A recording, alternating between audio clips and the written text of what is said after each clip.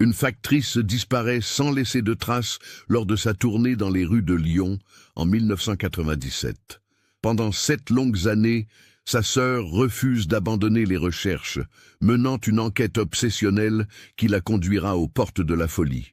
Mais en 2004, quand la ville décide de vider le canal de Jonage pour des travaux de maintenance, un ouvrier remonte quelque chose de choquant de la vase. La vérité qu'il révélera entrera ses proches à jamais et dévoilera un secret si troublant qu'il remettra en question tout ce qu'il croyait savoir sur l'amour, la jalousie et les limites de l'obsession humaine. Avant de poursuivre l'histoire de cette factrice disparue, si vous appréciez les mystères troublants comme celui-ci, n'oubliez pas de vous abonner à la chaîne et d'activer les notifications. Nous publions de nouveaux cas chaque semaine qui vous tiendront en haleine. Maintenant, retournons à Lyon en 1997 pour découvrir comment tout a commencé. Le soleil matinal projetait de longues ombres sur les pavés du 7e arrondissement de Lyon quand Marie-Claire Bertrand ajusta sa casquette La Poste et enfourcha sa bicyclette de service réglementaire. L'uniforme bleu marine collait déjà à sa peau dans l'air de novembre qui commençait à se réchauffer malgré l'automne avancé.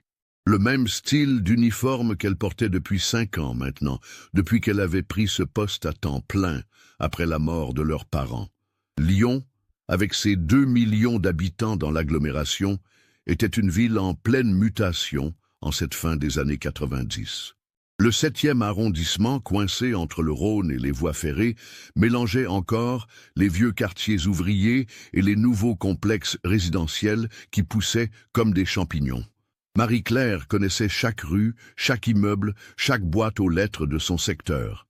Elle pédalait entre les immeubles de briques rouges typiques de la banlieue lyonnaise et les pavillons, avec leurs petits jardins entourés de grillages.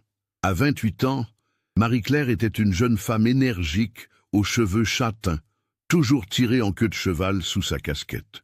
Elle partageait un petit appartement de 2 pièces rue Garibaldi avec sa sœur aînée Isabelle, de 3 ans son aînée. Depuis l'accident de voiture qui avait emporté leurs parents 4 ans plus tôt sur l'autoroute A6, les 2 sœurs s'étaient serrées les coudes pour affronter la vie. Isabelle travaillait comme secrétaire dans une compagnie d'assurance près de la Part-Dieu, un emploi stable mais sans passion qui lui permettait de payer sa part du loyer. Marie-Claire, elle, avait toujours eu des ambitions plus grandes. Elle suivait des cours du soir à l'Institut de formation en soins infirmiers de Lyon, rêvant de devenir infirmière dans l'un des grands hôpitaux de la ville. Édouard Herriot, l'Hôtel-Dieu, peut-être même les hospices civils de Lyon si elle réussissait brillamment ses examens. Son petit ami Thomas Delacroix, mécanicien dans un garage de Villeurbanne, l'encourageait dans ses études. Ils se fréquentaient depuis 2 ans et parlaient déjà mariage pour l'année suivante, une fois que Marie-Claire aurait son diplôme. Thomas était un homme simple et honnête, fils d'ouvrier de la métallurgie qui travaillait dur pour économiser de quoi s'installer avec celle qu'il aimait. Ce samedi 15 novembre 1997, Marie-Claire avait commencé sa tournée comme d'habitude, vers 7h30 du matin. Les samedis étaient particuliers à la poste. Moins de courriers que les autres jours, mais des recommandés et des colis qui nécessitaient parfois de monter dans les étages pour obtenir une signature. Elle aimait ces journées plus calmes qui lui permettaient de prendre son temps, d'échanger quelques mots avec les habitants qu'elle croisait depuis des années. Sa bicyclette bleue était chargée des 2 sacoches réglementaires, La Poste, remplies du courrier du jour. Elle portait aussi son sac en bandoulière contenant ses papiers personnels, un peu de monnaie pour le déjeuner, et les clés de l'appartement qu'elle partageait avec Isabelle. Dans la poche de sa veste d'uniforme, elle gardait précieusement une photo de Thomas prise l'été précédent lors de leurs vacances à Annecy. Le quartier qu'elle desservait s'étendait de l'avenue Jean Jaurès jusqu'aux berges du Rhône, en passant par la rue de Marseille et ses nombreux commerces. C'était un secteur plutôt tranquille, habité par des familles de classe moyenne, des retraités et quelques étudiants qui louaient des chambres dans les anciens immeubles bourgeois reconvertis. Marie-Claire connaissait les habitudes de chacun. Madame Fournier aux 12 rue Pasteur, qui guettait toujours le facteur derrière ses rideaux de dentelle. Monsieur Gaillard, qui tenait la boulangerie avenue Berthelot et qui lui offrait parfois un croissant quand elle passait vers 9 heures, les étudiants de la résidence universitaire qui ne récupéraient jamais leur courrier avant midi. Elle aimait son travail, même si ce n'était qu'une étape vers son véritable objectif professionnel. Être factrice lui permettait de connaître son quartier, de se sentir utile et surtout de financer ses études d'infirmière. Chaque lettre distribuée, chaque sourire échangé avec un habitant était un petit pas vers son rêve d'aider les gens d'une manière plus directe et plus profonde. Mais ce matin du 15 novembre, malgré la routine familière, Marie-Claire ressentait une étrange nervosité qu'elle n'arrivait pas à expliquer. La matinée avait commencé de façon parfaitement normale pour Marie-Claire. Elle avait quitté l'appartement de la rue Garibaldi vers 7h15. Après avoir embrassé Isabelle, qui finissait de prendre son petit déjeuner avant de partir pour son bureau. « À ce soir !» avait-elle lancé en refermant la porte comme tous les matins depuis 5 ans. Le centre de tri postal du 7e arrondissement bourdonnait déjà d'activité quand elle était arrivée pour récupérer sa tournée. Marcel Fontaine, le chef d'équipe, un homme bourru mais bienveillant qui approchait de la retraite, lui avait remis ses sacoches avec un sourire. « Pas trop chargé aujourd'hui, ma petite Marie-Claire. Tu devrais finir vers 15 heures. » Elle avait commencé par la rue de Marseille, comme d'habitude, distribuant le courrier dans les commerces et les immeubles résidentiels. Vers 9h30, elle s'était arrêtée à la boulangerie Gaillard pour acheter un pain au chocolat, échangeant quelques plaisanteries avec le boulanger sur la météo capricieuse de novembre. « Attention aux nuages, ma petite !» lui avait dit M. Gaillard en regardant le ciel qui s'assombrissait. « On dirait qu'il va pleuvoir cet après-midi. » Marie-Claire avait haussé les épaules avec bonne humeur. « J'ai l'habitude, M. Gaillard.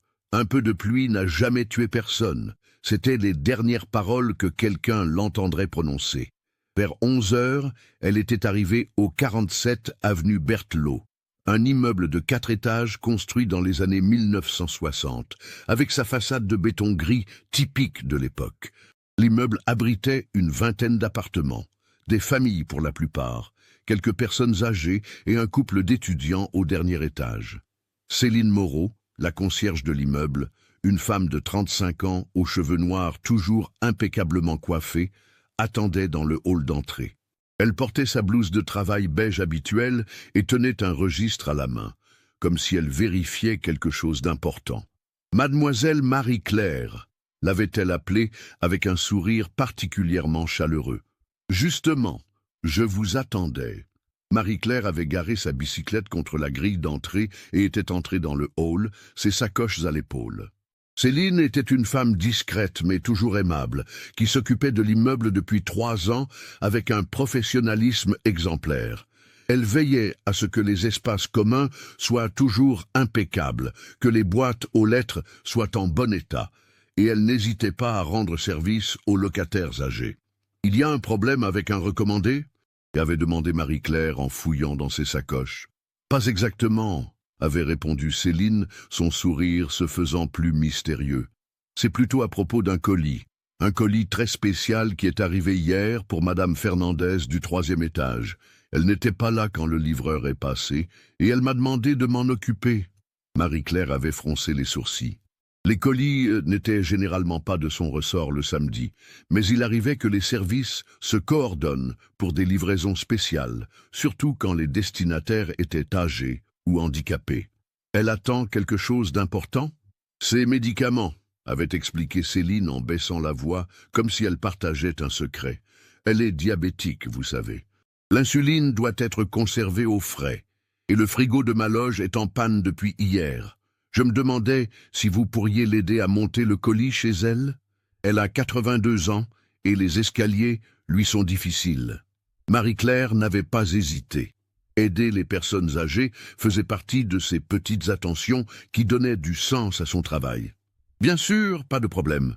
Où est le colis ? » ?»« Dans ma loge, au sous-sol. Il faut que je vérifie l'étiquetage pour m'assurer que c'est bien le bon médicament. Madame Fernandez est très pointilleuse sur ces choses-là, vous comprenez ? Elles avaient descendu l'escalier menant au sous-sol de l'immeuble, où se trouvait la loge de la concierge, les caves individuelles et la chaufferie. L'endroit était faiblement éclairé par quelques ampoules nues, et l'air sentait l'humidité et le béton. La loge de Céline était une petite pièce bien organisée, avec un bureau, quelques chaises et une armoire métallique où elle rangeait ses produits d'entretien. Sur le bureau trônait un service à thé en porcelaine, inhabituel dans un tel endroit, mais qui donnait une touche de raffinement à l'espace exigu. « Asseyez-vous un instant », avait proposé Céline en désignant une chaise. « Je vais chercher le colis dans l'armoire. En attendant, voulez-vous une tasse de thé? J'en ai justement préparé. Il fait si froid aujourd'hui. » L'Odé, Marie-Claire avait accepté avec plaisir. Elle n'était pas pressée, et la gentillesse de Céline la touchait. Peu de concierges prenaient la peine d'offrir le thé au facteur. Céline lui avait servi une tasse fumante dans une jolie tasse en porcelaine décorée de petites fleurs bleues. Le thé était délicieux, avec un goût légèrement sucré et une arrière-saveur florale qu'elle n'arrivait pas à identifier. « C'est un mélange spécial », avait expliqué Céline en voyant l'expression de Marie-Claire. « Thé noir de Ceylan, avec un peu de miel et des extraits de plantes. Ma grand-mère me l'a appris. » Marie-Claire avait bu la moitié de sa tasse quand elle avait commencé à se sentir étrange. D'abord une légère somnolence, puis une sensation de vertige qui s'intensifiait rapidement. Sa vision devenait floue, et ses membres lui semblaient de plus en plus lourds. « Je ne me sens pas bien », avait-elle murmuré en tentant de se lever.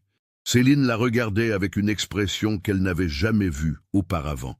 Plus de chaleur, plus de gentillesse, juste une froideur clinique, presque scientifique, comme si elle observait une expérience en cours. « C'est normal », avait dit Céline d'une voix parfaitement calme. « Les somnifères mettent quelques minutes à faire effet. Ne vous inquiétez pas, vous ne souffrirez pas. » Marie-Claire avait voulu crier, appeler à l'aide, mais sa voix ne sortait plus. Ses jambes avaient cédé et elle s'était effondrée sur la chaise, consciente, mais incapable de bouger. La dernière chose qu'elle avait vue avant de sombrer dans l'inconscience était le visage de Céline penché sur elle, et dans ses yeux une lueur de satisfaction troublante. « Ah, il ne mérite pas quelqu'un comme toi », avait murmuré Céline. « Thomas mérite mieux, il mérite quelqu'un qu'il comprend vraiment. » Puis tout était devenu noir. Vers 17 heures, Marcel Fontaine, au centre de tri, commençait à s'inquiéter. Marie-Claire n'était pas rentrée et ne répondait pas aux appels radio. Ce n'était pas dans ses habitudes de prendre du retard sans prévenir, encore moins de ne pas répondre aux communications. Il avait envoyé un collègue vérifier sa tournée habituelle, mais la bicyclette de service et Marie-Claire avaient disparu sans laisser de traces. Isabelle Bertrand n'oublierait jamais cette soirée du 15 novembre 1997. Elle était rentrée du travail vers 18h30, fatiguée par une journée chargée au bureau d'assurance, s'attendant à trouver Marie-Claire en train de réviser ses cours d'infirmière sur la table de la cuisine, comme tous les samedis soirs. L'appartement était vide et silencieux. D'abord, elle n'avait pas été inquiète. Marie-Claire était peut-être sortie faire des courses ou voir Thomas. Mais quand 20 heures avaient sonné sans aucune nouvelle, l'angoisse avait commencé à monter. Sa sœur était quelqu'un de méthodique, qui prévenait toujours quand elle modifiait ses habitudes. À 21 heures, elle avait appelé Thomas chez lui. « Marie-Claire ? Non, je ne l'ai pas vue depuis mercredi soir. On devait se voir demain dimanche. Pourquoi ? Il y a un problème. » L'inquiétude dans la voix de Thomas avait confirmé les craintes d'Isabelle. Quelque chose n'allait pas. Elle avait alors contacté Marcel Fontaine, dont Marie-Claire lui avait donné le numéro pour les urgences. Le chef d'équipe lui avait expliqué que sa sœur n'était pas rentrée de sa tournée. Ils avaient vérifié le secteur sans la trouver et qu'ils s'apprêtaient à contacter la police. « Ne vous affolez pas, mademoiselle Bertrand », avait-il dit d'une voix qui se voulait rassurante. « Il y a sûrement une explication simple. Peut-être un problème mécanique avec la bicyclette ou un malaise qui l'a obligé à s'arrêter quelque part. » Mais dans le cœur d'Isabelle, l'espoir s'amenuisait d'heure en heure. La police avait ouvert une enquête dès le dimanche matin. L'inspecteur principal Jean-Luc Mercier, un homme expérimenté de la brigade criminelle de Lyon, avait pris l'affaire en main avec le sérieux qu'elle méritait. Les premières 48 heures étaient cruciales dans les cas de disparition, et il le savait. Les recherches avaient commencé immédiatement. Des équipes cynophiles avaient ratissé le secteur de la tournée de Marie-Claire, les berges du Rhône et de la Saône, les parcs et jardins publics du 7e arrondissement.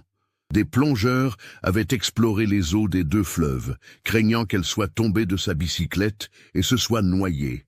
Tous les habitants du quartier avaient été interrogés. Madame Fournier avait confirmé avoir vu Marie-Claire passer devant chez elle vers 10h30, comme d'habitude, avec son sourire. Monsieur Gaillard, le boulanger, se souvenait parfaitement de leur conversation matinale et de sa prédiction sur la pluie qui n'était finalement jamais tombée. Mais après 11 heures du matin, plus personne ne l'avait vue. L'enquête avait exploré toutes les pistes possibles. Un enlèvement? Aucune demande de rançon n'était arrivée, et la famille n'était pas assez fortunée pour intéresser des ravisseurs. Un accident? Aucun hôpital de la région n'avait reçu de jeune femme correspondant à son signalement. Une fugue? Impossible selon tous ceux qui la connaissaient. Marie-Claire était heureuse de sa vie, amoureuse de Thomas, passionnée par ses études. Thomas avait été interrogé longuement, comme c'était la procédure dans ce genre d'affaires. Les proches étaient souvent impliqués dans les disparitions, mais son alibi était solide. Il avait travaillé toute la journée du samedi au garage, en présence de 3 collègues et du patron qui confirmait sa présence. Les semaines avaient passé, puis les mois. L'enquête officielle piétinait faute d'éléments nouveaux. Isabelle avait collé des affiches avec la photo de Marie-Claire dans tout Lyon et sa banlieue. Disparue, Marie-Claire Bertrand, 28 ans, factrice La Poste. Si vous avez des informations, contactez la police. Ces affiches, elle les remplaçait religieusement quand elles se décollaient ou se détérioraient. C'était devenu son rituel, sa façon de maintenir vivante la mémoire de sa sœur et l'espoir de la retrouver. Thomas, rongé par la culpabilité de ne pas avoir été là quand Marie-Claire avait eu besoin de lui, s'était jeté à corps perdu dans les recherches.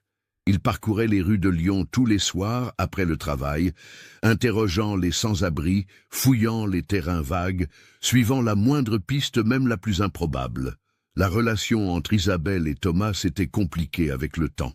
Unis dans la douleur les premiers mois, ils avaient fini par se disputer sur les méthodes de recherche, sur les enquêteurs privés à engager, sur les médiums qui prétendaient pouvoir les aider. Chacun gérait son chagrin à sa manière, et ces manières différentes créaient des tensions. En 1999, 2 ans après la disparition, Thomas avait commencé à fréquenter discrètement d'autres femmes. Il ne l'avait jamais avoué à Isabelle, mais elle l'avait deviné à ses absences de plus en plus fréquentes aux commémorations qu'elle organisait chaque 15 novembre. Elle lui en voulait, mais comprenait aussi. Comment demander à un homme de 30 ans de rester fidèle à un fantôme? Marie-Claire était-elle seulement encore vivante après tant d'années sans nouvelles? Isabelle, elle, n'arrivait pas à faire le deuil. Elle avait transformé la chambre de Marie-Claire en sanctuaire, conservant intacts ses livres de cours, ses vêtements, même le café qu'elle n'avait pas fini de boire le matin de sa disparition et qui avait moisi dans la tasse. Elle avait consulté plusieurs détectives privés, dépensant ses économies et s'endettant pour financer des recherches qui n'aboutissaient jamais. Certains étaient sérieux, mais impuissants, d'autres profitaient cyniquement de son désespoir. Sa vie professionnelle en avait souffert. Incapable de se concentrer, elle avait été rétrogradée, puis avait finalement démissionné de son poste aux assurances. Elle survivait avec des emplois temporaires, consacrant tout son temps libre à chercher sa sœur. Les amis s'étaient progressivement éloignés, lassés de ses obsessions et de son refus d'accepter que Marie-Claire puisse être morte. « Il faut que tu passes à autre chose, Isabelle, » lui répétait-il. « Ça fait 4 ans maintenant. Tu dois penser à ta propre vie. » Mais Isabelle ne pouvait pas. Quelque part, au fond d'elle-même, elle sentait que Marie-Claire était toujours là, quelque part, attendant qu'on la trouve. Cette intuition, irrationnelle mais tenace, la maintenait debout quand tout semblait perdu. En 2002, 5 ans après la disparition, l'inspecteur Mercier avait pris sa retraite. Le dossier avait été confié à un jeune brigadier qui n'y avait consacré que quelques heures, avant de le classer dans les affaires non résolues. Mais Isabelle, elle, ne renonçait pas. Elle avait appris à mener ses propres enquêtes. à interviewer les témoins, à suivre les procédures policières. Elle était devenue une experte amateur de la disparition de sa sœur, connaissant par cœur chaque détail, chaque témoignage, chaque piste explorée. Et c'est cette obstination qui lui permettrait, 7 ans plus tard, de découvrir enfin la vérité. L'hiver 2004 fut particulièrement rigoureux dans la région lyonnaise. Les températures négatives persistantes depuis décembre avaient gelé une partie du canal de Jaunage, cette voie d'eau artificielle de 18 km qui permettait la navigation entre le Rhône et la Saône en évitant le centre-ville de Lyon. Le canal, creusé au XIXe siècle, nécessitait un entretien régulier pour maintenir sa navigabilité. Depuis sa construction, il n'avait été vidé complètement qu'à 3 reprises pour des réparations majeures. La dernière fois remontait à 1983, et les ingénieurs des voies navigables de France avaient décidé qu'il était temps de procéder à une nouvelle vidange pour inspecter et réparer les berges en béton qui montraient des signes d'usure. Les travaux avaient commencé le 15 mars 2004, exactement 7 ans et 4 mois après la disparition de Marie-Claire. Ironie du calendrier que personne ne remarqua sur le moment. Philippe Castanet, contremaître de l'entreprise lyonnaise de travaux fluviaux, supervisait les opérations depuis l'aube. C'était un homme de 45 ans, trapu et bronzé par des années de travail en extérieur, qui connaissait le canal comme sa poche. Il avait déjà participé à la vidange de 1983 quand il était jeune ouvrier, et dirigeait maintenant une équipe de 12 hommes. « Attention les gars !» avait-il lancé à son équipe pendant le briefing matinal. On va découvrir 21 ans de cochonnerie au fond de ce canal. Préparez-vous à voir de tout, des caddies de supermarché, des vélos, peut-être même quelques voitures. Et surtout, on touche à rien sans prévenir. S'il y a quoi que ce soit de suspect, on appelle d'abord. Les pompes industrielles avaient tourné pendant 3 jours pour évacuer les millions de litres d'eau. Progressivement, le niveau baissait, révélant les berges habituellement immergées, couvertes d'une vase noirâtre et malodorante accumulée pendant des décennies. C'est le 18 mars vers 14 heures que Denis Fournier, un ouvrier de 38 ans spécialisé dans les travaux aquatiques, avait fait la découverte qui allait tout changer. « Philippe !» avait-il crié depuis le fond du canal, sa voix résonnant contre les parois de béton. « Viens voir ça !» Castanet était descendu le rejoindre, les bottes s'enfonçant dans la vase gluante.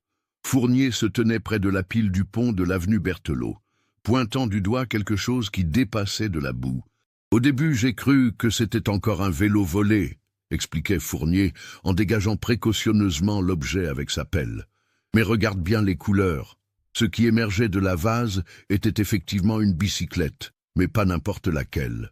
Le bleu caractéristique était encore visible, malgré la corrosion, et sur le cadre, partiellement effacé, mais encore lisible, les lettres « La Poste » apparaissaient en blanc. « Putain !» avait murmuré Castanet. « Une bicyclette de facteur. Ça fait combien de temps qu'elle est là-dedans, à ton avis ?» Fournier avait examiné l'état de la rouille et des algues qui recouvraient le métal. Vu l'état, je dirais au moins 5 ou 6 ans, peut-être plus. Les 2 hommes s'étaient regardés, pensant la même chose. Les bicyclettes de la Poste ne finissaient pas au fond d'un canal par accident. Soit elle était tombée lors d'un accident, soit quelqu'un l'y avait jetée volontairement. « On remonte et on appelle les flics », avait décidé Castanet. « Protocole oblige ». Pendant que ces hommes continuaient de nettoyer d'autres sections du canal, Philippe Castanet avait contacté le commissariat du 7e arrondissement. Il était tombé sur le brigadier-chef Laurent Rousseau, un policier consciencieux, qui avait immédiatement saisi l'importance potentielle de la découverte. « Une bicyclette La Poste dans le canal ?» avait répété Rousseau. « Attendez, ne bougez rien. J'arrive avec une équipe technique. Et surtout, interdisez l'accès à la zone jusqu'à notre arrivée. » 1 heure plus tard, 3 véhicules de police étaient garés sur l'avenue Berthelot, au-dessus du canal. Le brigadier-chef Rousseau était accompagné de 2 techniciens, de l'identité judiciaire et d'un photographe. Ils étaient descendus dans le canal avec des équipements de protection, documentant minutieusement la position et l'état de la bicyclette avant de la remonter. Sur les berges, une petite foule de curieux s'était rassemblée. Parmi eux, Isabelle Bertrand, qui passait par hasard dans le secteur pour déposer de nouvelles affiches de sa sœur dans les commerces du quartier. En voyant les véhicules de police et l'activité inhabituelle autour du canal, elle s'était approchée avec cette attention particulière que développent les familles de disparus pour tout événement sortant de l'ordinaire. « Qu'est-ce qui se passe ?» avait-elle demandé à un passant. « Ils ont trouvé un vélo de facteur au fond du canal », avait répondu l'homme en haussant les épaules. « Ah, ça a l'air d'intéresser les flics. » Le cœur d'Isabelle s'était arrêté. Un vélo de facteur, dans le canal, 7 ans après la disparition de Marie-Claire. Elle s'était frayé un chemin jusqu'au cordon de sécurité que les policiers avaient établi, montrant sa carte d'identité à l'agent qui gardait l'accès. « Brigadier-chef Rousseau » avait-elle appelé quand elle l'avait aperçu. « Je suis Isabelle Bertrand. Ma sœur Marie-Claire était factrice et a disparu en 1997. Cette bicyclette ?» Rousseau l'avait regardée avec attention. Il connaissait le dossier Bertrand, comme tous les policiers du commissariat. Une affaire non résolue qui revenait régulièrement sur le bureau quand la sœur de la disparue venait réclamer des nouvelles. « Madame Bertrand » avait-il dit respectueusement, « je comprends votre émotion, mais nous ne pouvons pas encore confirmer que cette bicyclette appartient à votre sœur. Toutes les bicyclettes La Poste se ressemblent. »« Mais c'est forcément la sienne » avait insisté Isabelle, les larmes aux yeux. Elle a disparu avec sa bicyclette de service. Où serait-elle sinon? Le brigadier-chef avait hoché la tête. Nous allons vérifier les numéros de série, contacter la poste pour identifier le propriétaire de cette bicyclette. Si c'est effectivement celle de votre sœur, nous rouvrirons immédiatement l'enquête. Isabelle était rentrée chez elle dans un état de bouleversement total, après 7 ans d'errance et d'espoir déçu, enfin une piste concrète. Cette bicyclette au fond du canal ne pouvait pas être là par hasard. Quelqu'un l'y avait jetée, et cette personne savait forcément ce qui était arrivé à Marie-Claire. Le lendemain matin, le brigadier-chef Rousseau l'appelait pour confirmer ses espoirs les plus fous. Le numéro de série correspondait bien à la bicyclette de service attribuée à Marie-Claire Bertrand en 1995. L'enquête sur la disparition de Marie-Claire Bertrand était officiellement rouverte. La découverte de la bicyclette dans le canal de Jonage avait relancé l'enquête avec une énergie nouvelle. Le commissaire Alain Duclos, qui dirigeait la brigade criminelle de Lyon depuis 2002, avait confié le dossier à son meilleur élément. Le capitaine Sophie Lemaire, 35 ans, spécialiste des affaires de personnes disparues. Le capitaine Lemaire était une femme méthodique et intuitive qui avait résolu plusieurs affaires complexes grâce à sa capacité à voir les détails que d'autres négligeaient. Elle avait passé 3 jours à étudier intégralement le dossier de 1997, reprenant chaque témoignage, chaque piste explorée, chaque élément de l'enquête originale. « Ce qui me frappe, » avait-elle expliqué à Isabelle lors de leur première rencontre, « c'est la précision de la disparition. Votre sœur était quelqu'un de méthodique, ponctuel, qui prévenait toujours de ses moindres changements de programme. Et pourtant, elle s'évapore littéralement entre 11h et midi, en pleine tournée, sans laisser la moindre trace. « Qu'est-ce que ça veut dire ?» avait demandé Isabelle. « Ça veut dire que quelqu'un l'attendait. Quelqu'un qui connaissait ses habitudes, son itinéraire, ses horaires. Ce n'était pas un enlèvement opportuniste ou un crime crapuleux, c'était prémédité. » Cette hypothèse glaçait le sang d'Isabelle. Imaginer que quelqu'un avait planifié de faire du mal à Marie-Claire était encore plus terrifying qu'un accident ou un enlèvement au hasard. Le capitaine Lemaire avait commencé par reconstituer minutieusement la tournée du 15 novembre 1997. Elle avait interrogé à nouveau tous les témoins encore vivants, cherchant des détails oubliés, des observations qui auraient pu paraître insignifiantes à l'époque. C'est ainsi qu'elle avait rencontré Céline Moreau. La concierge du 47 avenue Berthelot avait été brièvement interrogée en 1997, comme tous les habitants de l'immeuble. Elle avait déclaré n'avoir rien remarqué d'anormal ce jour-là et n'avoir pas vu Marie-Claire. Mais quand le capitaine Lemaire s'était présenté à l'immeuble en avril 2004, elle avait immédiatement été frappée par le comportement de Céline. La femme semblait nerveuse, agitée, évitant le regard direct et donnant des réponses évasives. Vous souvenez-vous de Marie-Claire Bertrand, la factrice qui a disparu en 1997 avait demandé le capitaine. Vaguement, avait répondu Céline en tripotant nerveusement le trousseau de clés qu'elle portait à la ceinture. Ça fait si longtemps, il y a eu tellement de facteurs depuis. Pourtant, elle desservait votre immeuble depuis plusieurs années. Les autres habitants s'en souviennent très bien. Je ne sais pas quoi vous dire. Je ne faisais pas particulièrement attention aux facteurs. Le capitaine Lemaire avait noté cette réticence dans son carnet. Pourquoi cette femme semblait-elle si mal à l'aise en parlant de Marie-Claire? Elle avait ensuite interrogé les autres habitants de l'immeuble. Madame Fernandez, 89 ans maintenant, se souvenait parfaitement de Marie-Claire. Une gentille petite, toujours souriante. Elle m'aidait parfois à porter mes courses jusqu'au 3e étage. Une vraie perle, cette gamine. Et Céline, votre concierge, comment s'entendait-elle avec Marie-Claire? Le visage de la vieille dame s'était assombri. Céline, c'est une femme bizarre, vous savez, très secrète. Elle fait bien son travail, mais elle n'aime pas qu'on pose des questions sur sa vie privée. Et puis elle a des obsessions.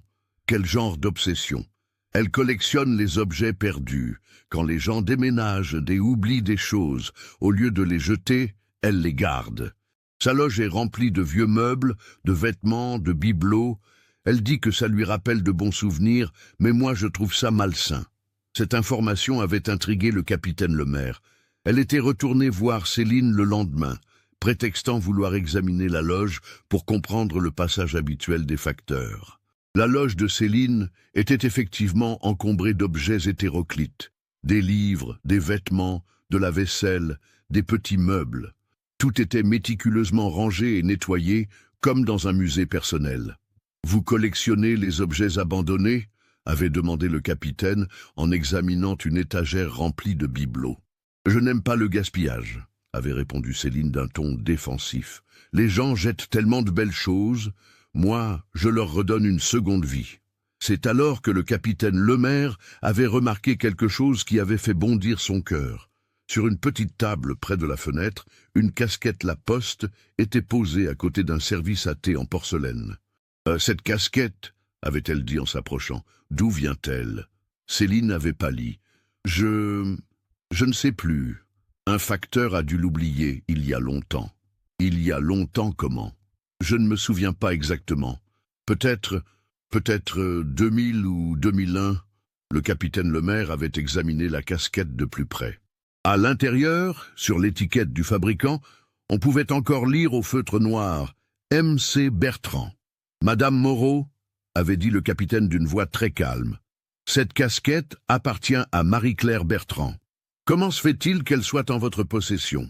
Le silence qui avait suivi avait duré une éternité.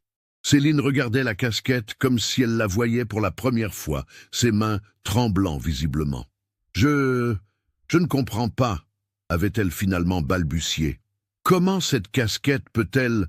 Je veux dire, Madame Moreau, je pense qu'il serait préférable que vous m'accompagniez au commissariat. Nous avons besoin de clarifier certaines choses. » Mais Céline avait secoué la tête violemment. « Non, non, je ne vais nulle part. Vous n'avez pas le droit. Je n'ai rien fait. » Elle s'était ruée vers la sortie de la loge, mais le capitaine Lemaire l'avait interceptée. « Madame Moreau, je vous arrête pour détention d'effets personnels d'une personne disparue. Vous avez le droit de garder le silence. »« Lâchez-moi » avait crié Céline en se débattant. « Vous ne comprenez rien. Elle ne le méritait pas. Elle ne le méritait pas. » Ces mots, prononcés dans l'affolement, avaient confirmé les soupçons du capitaine Lemaire. Céline Moreau savait exactement ce qui était arrivé à Marie-Claire Bertrand.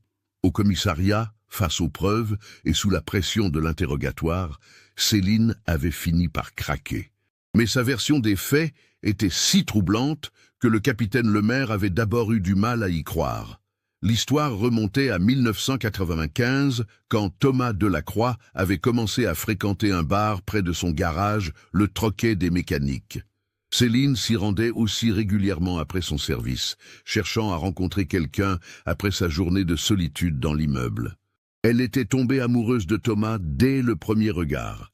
Il était exactement ce qu'elle cherchait, un homme simple, travailleur, fidèle. Ils avaient discuté plusieurs fois, et Thomas s'était montré gentil avec elle, sans arrière-pensée, juste par politesse. Pour Céline, ces conversations anodines étaient devenues des preuves d'amour réciproque. Elle s'était persuadée que Thomas partageait ses sentiments, mais qu'il était trop timide pour les exprimer.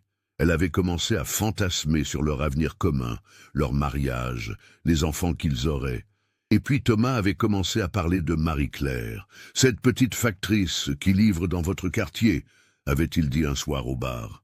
Marie-Claire, elle est vraiment adorable. Je crois que je vais lui demander de sortir avec moi. Pour Céline, ces mots avaient été comme un coup de poignard. Thomas lui appartenait. Il ne pouvait pas tomber amoureux de cette factrice insignifiante qui ne savait même pas voir la chance qu'elle avait. Elle avait commencé à observer Marie-Claire pendant ses tournées, étudiant ses habitudes, ses horaires, sa façon de travailler. Plus elle la regardait, plus sa haine grandissait.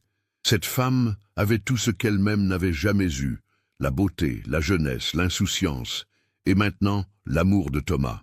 Pendant 2 ans, Céline avait nourri cette obsession, imaginant des scénarios où Marie-Claire disparaîtrait de leur vie, laissant le champ libre pour que Thomas comprenne enfin que sa véritable âme sœur était juste sous ses yeux. Et le 15 novembre 1997, l'occasion s'était présentée. L'interrogatoire de Céline Moreau se poursuivait depuis 4 heures dans la salle numéro 3 du commissariat du 7e arrondissement.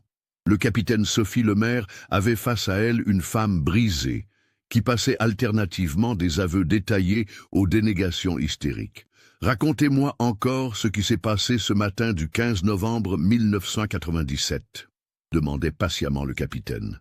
Céline regardait ses mains posées sur la table métallique, les doigts entrelacés, si serrés que les jointures étaient blanches. « J'avais tout préparé », murmurait-elle d'une voix presque inaudible. « Depuis des semaines, je réfléchissais à comment faire.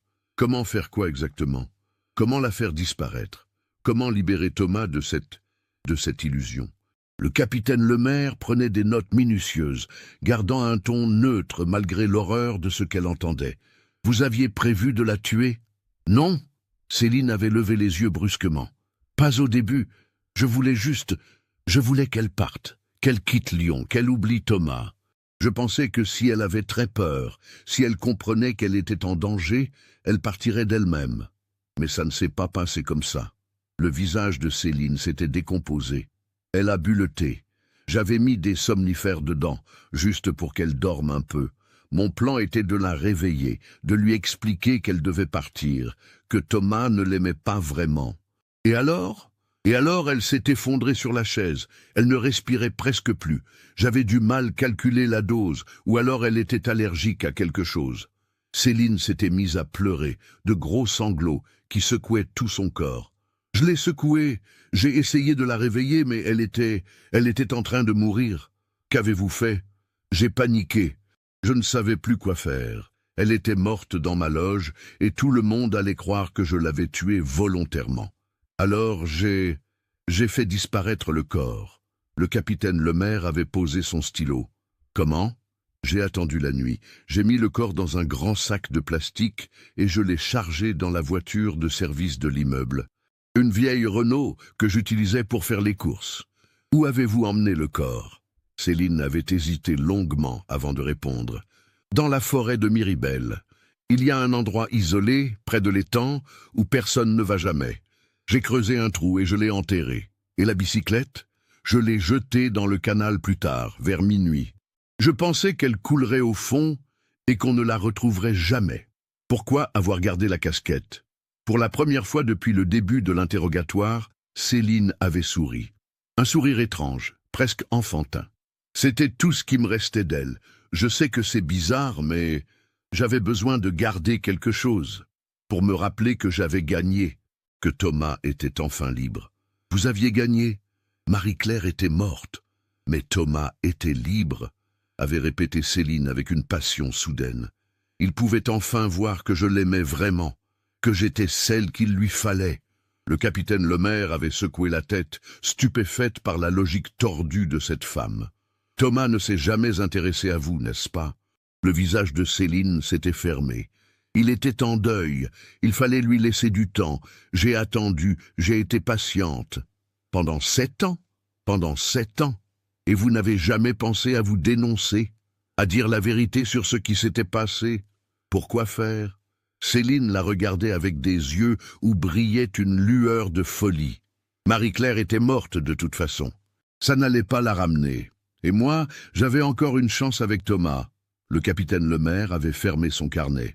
Madame Moreau, vous allez être mise en examen pour homicide involontaire et destruction de preuves. Mais d'abord, vous allez nous emmener à l'endroit où vous avez enterré Marie-Claire Bertrand. 2 heures plus tard, un convoi de véhicules de police se dirigeait vers la forêt de Miribel-Jonage, située entre Lyon et l'aéroport de Saint-Exupéry. Céline, menottée sur la banquette arrière d'une voiture de police, indiquait le chemin d'une voie monocorde. Isabelle avait insisté pour les accompagner, malgré les réticences du capitaine Lemaire. « C'est ma sœur », avait-elle dit simplement. « J'ai le droit d'être là quand vous la retrouverez. » La forêt de Miribel était un vaste espace naturel de 2200 hectares, mélange de bois, d'étangs et de prairies, très fréquenté par les promeneurs du dimanche et les amateurs de jogging. Mais Céline les dirigeait vers une zone isolée, près de l'étang de Sislande, où la végétation était plus dense et les sentiers moins battus. « C'est là », avait-elle dit en désignant un bosquet de chênes près de la rive, sous le grand arbre avec la branche cassée. L'équipe de techniciens s'était mise au travail immédiatement. Avec des pelles et des instruments de précision, ils avaient commencé à creuser délicatement, documentant chaque étape avec des photographies. Isabelle se tenait à distance, le cœur battant, oscillant entre l'espoir de retrouver enfin sa sœur et la terreur de ce qu'ils allaient découvrir. Au bout de 2 heures de fouilles minutieuses, l'un des techniciens avait relevé la tête. « Capitaine, on a quelque chose !» Dans la terre humide, à environ 1 mètre de profondeur, apparaissaient les restes d'un tissu bleu marine. L'uniforme, la poste de Marie-Claire, remarquablement conservée par l'acidité du sol forestier. Isabelle s'était effondrée en sanglots. Après 7 ans d'incertitude, de faux espoirs et de nuits blanches, elle savait enfin. Marie-Claire était morte. Sa petite sœur, si vivante, si pleine de projets, avait été tuée par une femme dérangée qui fantasmait sur l'homme qu'elle aimait. Les restes de Marie-Claire avaient été exhumés avec le plus grand respect. Le médecin légiste présent sur place avait confirmé que le corps était bien celui d'une jeune femme correspondant à l'âge et au signalement de la disparue. L'autopsie déterminerait les causes exactes de la mort, mais tout portait à croire que Céline avait dit la vérité sur l'empoisonnement accidentel. En repartant de la forêt ce soir-là, Isabelle tenait dans ses mains le sac contenant les quelques effets personnels retrouvés avec le corps, les clés de l'appartement, la photo de Thomas dans son portefeuille, la montre que leurs parents avaient offerte à Marie-Claire pour ses 20 ans. 7 ans après, elle pouvait enfin pleurer sa sœur et commencer son deuil. Le procès de Céline Moreau s'ouvrit au palais de justice de Lyon le 15 novembre 2005, exactement 8 ans après la disparition de Marie-Claire Bertrand. La coïncidence de la date n'échappa à personne, et Isabelle y vit un signe que sa sœur obtiendrait enfin justice. La cour d'assises du Rhône était présidée par le juge Henri Marchand, magistrat expérimenté connu pour sa rigueur et son humanité. L'affaire avait attiré l'attention des médias régionaux, touchés par cette histoire de haine obsessionnelle qui avait brisé tant de vies. Céline comparaissait pour homicide involontaire, séquestration et destruction de preuves.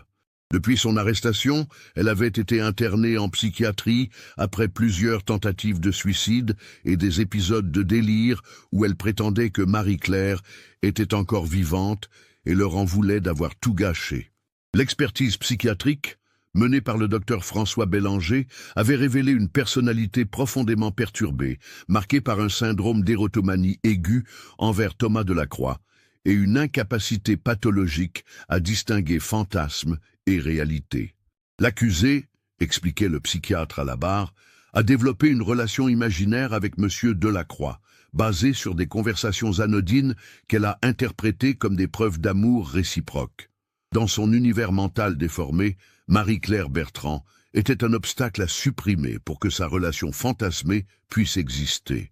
Thomas Delacroix avait témoigné en tant que partie civile, bouleversé de découvrir que la mort de Marie-Claire était liée à une obsession dont il n'avait jamais eu conscience. « Je ne me souvenais même pas d'avoir parlé à cette femme », avait-il déclaré d'une voix brisée.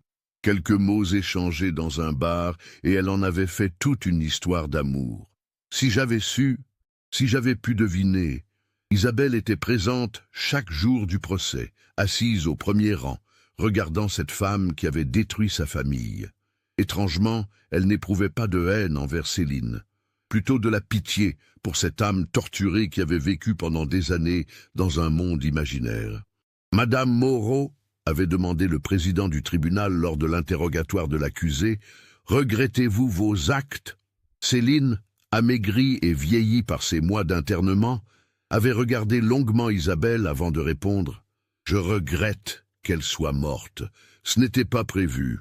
Je voulais juste qu'elle parte, qu'elle nous laisse tranquilles, Thomas et moi. » Ah, il n'y avait pas de Thomas et vous, Madame Moreau. Cette relation n'existait que dans votre imagination. « Non !»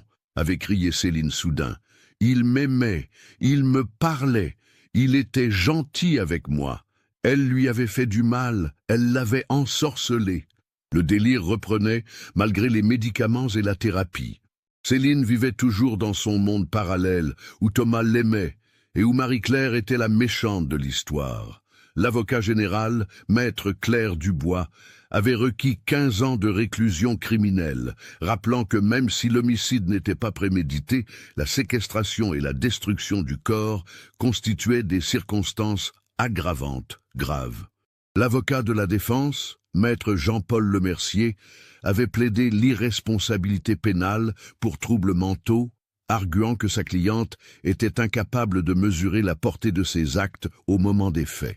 Mais les experts psychiatriques avaient conclu que malgré ses troubles, Céline était consciente de la gravité de ses actes, comme le prouvait sa capacité à dissimuler le corps et à mentir pendant l'enquête de 1997.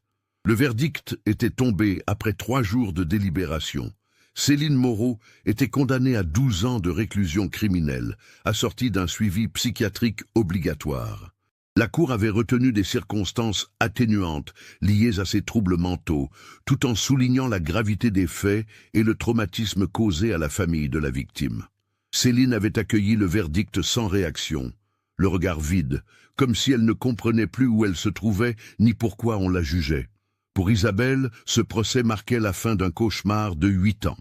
Marie-Claire pouvait enfin reposer en paix. Les funérailles de Marie-Claire Bertrand eurent lieu le 3 décembre 2005 au cimetière de la Croix-Rousse, dans le caveau familial où reposaient déjà leurs parents. Isabelle avait organisé une cérémonie simple mais émouvante, réunissant tous ceux qui avaient aimé sa sœur.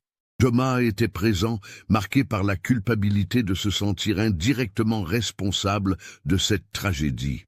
Il avait entre-temps refait sa vie avec une collègue de travail, mais le souvenir de Marie-Claire le hantrait toujours. Marcel Fontaine, l'ancien chef d'équipe de la Poste, maintenant retraité, était venu rendre un dernier hommage à celle qu'il considérait comme l'une de ses meilleures factrices. Elle aimait vraiment son travail, avait-il dit à Isabelle. Elle aimait les gens qu'elle servait, c'est comme ça qu'il faut se souvenir d'elle. Le capitaine Sophie Lemaire assistait aussi à la cérémonie, ému de pouvoir enfin apporter la paix à cette famille brisée. Cette affaire l'avait marqué profondément et renforcé dans sa vocation de rendre justice aux victimes oubliées. Sur la pierre tombale, Isabelle avait fait graver une inscription simple. Marie-Claire Bertrand, 1969-1997, factrice, étudiante, sœur aimée. Son sourire illuminait chaque rue de son parcours. Après les funérailles, Isabelle avait enfin pu commencer sa propre reconstruction. Elle avait repris des études pour devenir assistante sociale, voulant aider d'autres familles confrontées à la disparition d'un proche. L'association qu'elle créa en 2007, Marie-Claire aide aux familles de disparus, continue aujourd'hui encore à accompagner ceux qui vivent l'enfer de l'incertitude. Céline Moreau purge sa peine à la maison d'arrêt de Lyon-Corbas. Selon les rapports médicaux, son état mental ne s'améliore pas. Elle continue à écrire des lettres à Thomas, qui ne les reçoit jamais car elles sont interceptées par l'administration pénitentiaire. Dans ces lettres, elle raconte leur vie imaginaire, leurs projets d'avenir, comme si Marie-Claire n'avait jamais existé. Cette histoire nous rappelle que derrière les façades les plus ordinaires peuvent se cacher les obsessions les plus dangereuses.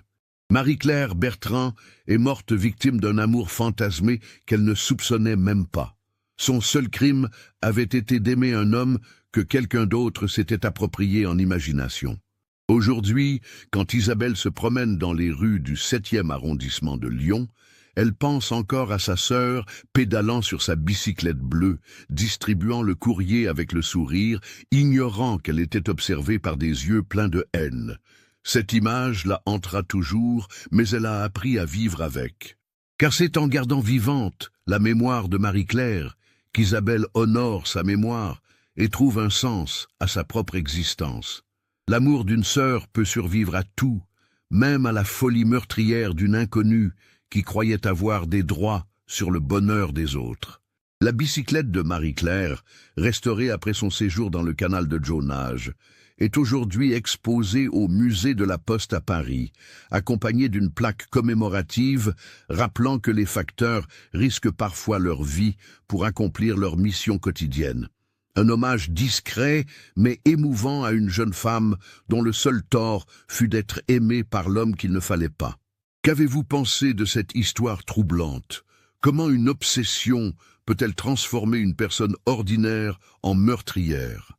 Aviez-vous imaginé que la vérité sur la disparition de Marie-Claire serait si glaçante? Partagez vos réflexions dans les commentaires ci-dessous. Si ce type d'enquête criminelle vous passionne et que vous voulez découvrir d'autres mystères français, n'oubliez pas de vous abonner à la chaîne et d'activer les notifications. Votre soutien nous permet de continuer à révéler ces vérités oubliées qui méritent d'être connues. Laissez un like si cette histoire vous a marqué et partagez-la avec quelqu'un qui s'intéresse aux affaires criminelles françaises. Car c'est en gardant vivante la mémoire de ces tragédies que nous pouvons espérer qu'elles ne se reproduisent jamais.